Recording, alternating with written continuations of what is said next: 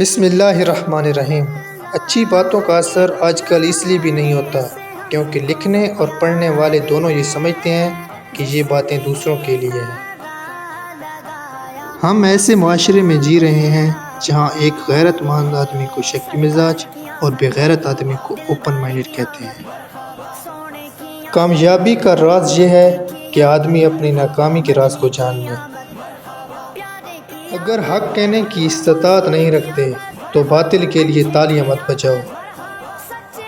انسان کی کردار کی دو منزلیں ہیں، دل میں اتر جانا یا دل سے اتر جانا۔ کسی پر اس قدر انحصار نہ کرو کہ اس کے بغیر لڑکھڑا جاؤ۔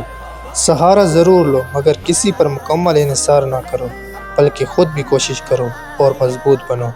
مکمل انحصار صرف اور صرف اللہ عز و جل کی ذات پر کرو۔